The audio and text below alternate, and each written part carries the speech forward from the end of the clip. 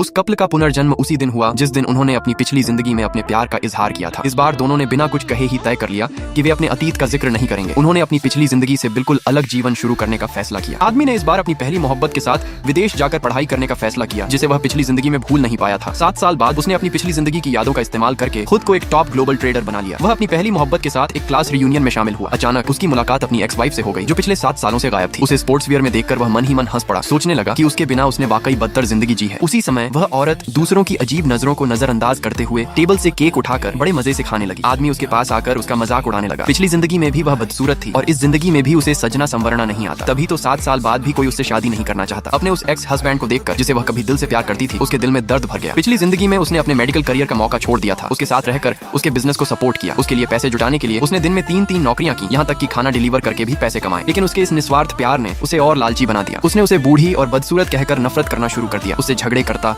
और यहाँ तक कि उस पर हाथ भी उठाता था, क्योंकि उसके दिल में हमेशा उसकी पहली मोहब्बत ही बसी थी। वह अक्सर कहता था कि अगर उसे फिर से जिंदगी जीने का मौका मिला तो वह अपनी पहली मोहब्बत से ही शादी करेगा। उनके तलाक की रात दोनों का एक्सीडेंट हो गया और वे फिर से 7 साल पहले लौट आए। इस बार उस औरत ने अपना सपना पूरा किया और मेडिकल की पढ़ाई की। अब वह एक विश्व प्रसिद्ध डॉक्टर बन चुकी थी। साथ ही उसका एक खुशहाल परिवार था। उसका पति एक बिलियनियर CEO था, जिससे हर कोई दोस्ती करना चाहता था। अभी अभी एक लंबी सर्जरी खत्म करके बिना कपड़े बदले ही वह रियूनियन में आ गई थी, इसलिए उसके सादे कपड़ों को देखकर घमंडी क्लासमेट्स उसका मजाक उड़ाने लगे। उसे नीचा दिखाने के लिए आदमी ने उसे $100,000 का चेक थमा दिया और कहा कि वह अपने कपड़ों पर ध्यान दे। औरत ने शांति से कहा कि उसे इस पैसे की जरूरत नहीं है। उसने उसे याद दिलाया कि आज उनकी मौत की सालगिरह है। अब से वह अपनी पिछली जिंदगी की यादों का इस्तेमाल करके भविष्य नहीं देख पाएगा। आदमी गुस्से में था। तभी उसे फोन आया कि CEO होटल की टॉप फ्लोर पर है। मौका देखते ही वह जल्दी जल्दी वहां चला गया। यह देखकर क्लासमेट्स उसकी पहली मोहब्बत के पास जमा हो गए और कहने लगे कि औरत जानबूझकर उसके पास आई थी। पहली मोहब्बत ने उसे $20,000 दिए और कहा कि वह दोबारा उनके सामने न आए, लेकिन औरत ने सबके सामने उसे अपमानित कर दिया। उसने कहा कि उसे देखना भी घिनौना लगता है। वह पहले से शादीशुदा है और उसके बच्चे भी हैं और उसका पति उस आदमी से कहीं बेहतर है। यह सुनकर सब हंस पड़े और उसे झूठा कहने लगे, क्योंकि कोई CEO की पत्नी ऐसे साधारण कपड़े नहीं पहनती। तभी अचानक एक वेटर CEO की तरफ से भेजा गया केक लेकर आया। सब हैरान रह गए